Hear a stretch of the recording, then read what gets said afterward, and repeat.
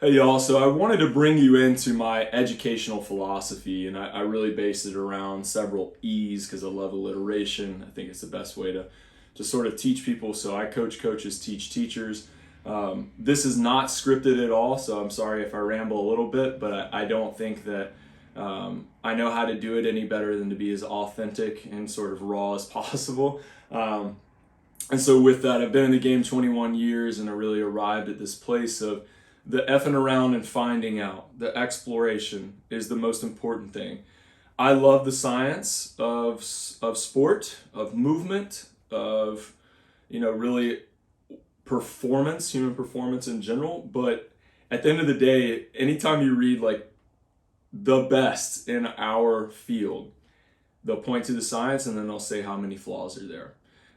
So the more you're involved in this, and the deeper I've gotten into my PhD and other studies, the more you realize that a lot of the decisions that are intuitive were the best decisions. The science can often prove that. Or if we really want to move the profession and you forward, we got to have some fun with it. And we don't exactly know the right metrics, the right data to look for to make someone excellent, because there's things within us that no one else can find out, and we call maybe those your unknown self. There's a lot of things that are unknown inside of you, that no one knows about you, that you don't know about yourself, that can truly be drawn out through exploration and demanding and fun movement practices. So we always start with there. It's always the central point, and the rest of it's fluid and emergent and cyclical, and it can happen at any given time. We always start with education and evaluation. So I'm educating you right now on how I teach. And I'll always do my best to provide as many resources and opportunities to learn from me, from the other coaches, maybe Jesse with the health stuff, the best human being in the world for stuff like that. Ashton Dreyer with some athletic performance, and then my best friend in the whole world, Dr. Hunter Todd, who I am extremely biased in believing he is the world's best sports physical therapist. Just absolute brain, and has skin in the game because he knows what it feels like to push for extreme power output and amazing athleticism himself. And so within all of that lies evaluation. So I'm constantly evaluating the way I communicate, my movement practice, scratching off what works, what doesn't, trying things, diving in as deep as I can to certain methodologies, modalities of training, whether that's triphasic, French contrast, gymnastics, strength training, and all points in between. But really we're always looking at evaluation of ourselves first and then the people in front of us. And so that may look like certain metrics that we're searching for. It could be a broad jump, could be a pin jump, so 5 jumps in a row, vertical, different power metrics, speed metrics.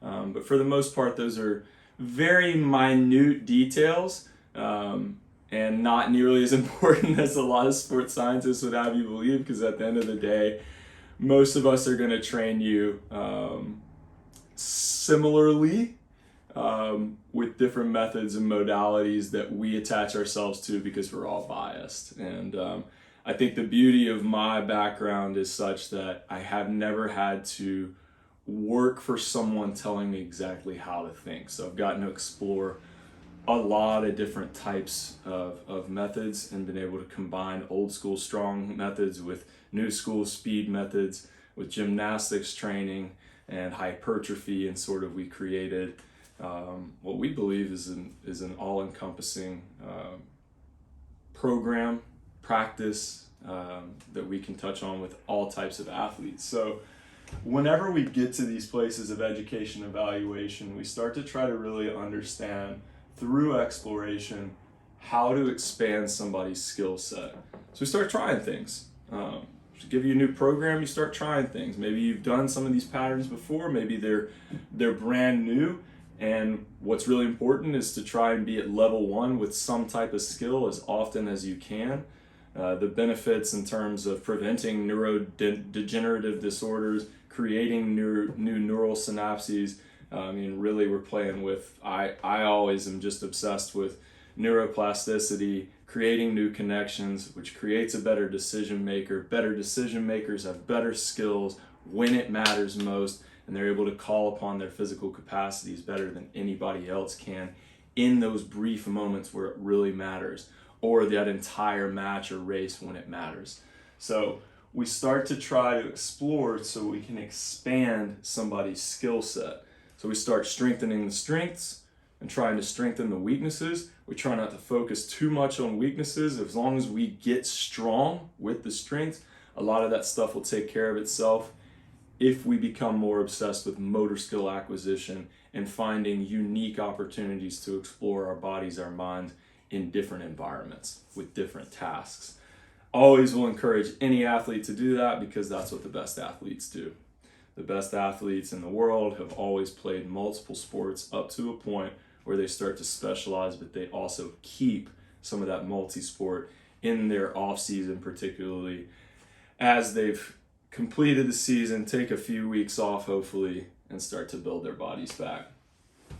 When we expand skill sets, we create empowerment. This is why I love what I do.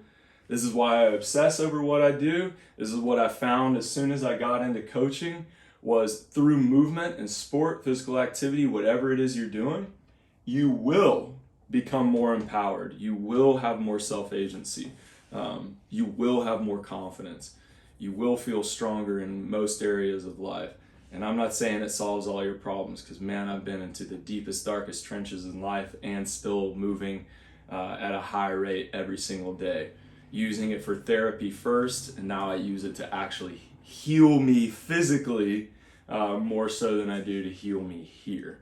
So I always feel like the most important thing that I do through movement is to help someone truly find self-agency. And whenever you love yourself a little bit more, you start to love life a whole lot more and everybody else. And I think that that's what evolution is all about, is being able to get to those places, mind, body, soul. If you're not a spiritual person, that's fine. But trying to get to those places so that you can truly evolve. And whenever you evolve, I understand that your teammates will evolve, your family will evolve with you. And if they don't, obviously you just keep on pushing and doing your damn thing, because there's no sense in waiting on everybody else to sort of catch up. Just lead the way. So that's my cycle of teaching. It is fluid, emergent. It's always changing. I don't attach myself to any specific. I'll never be married to a certain idea.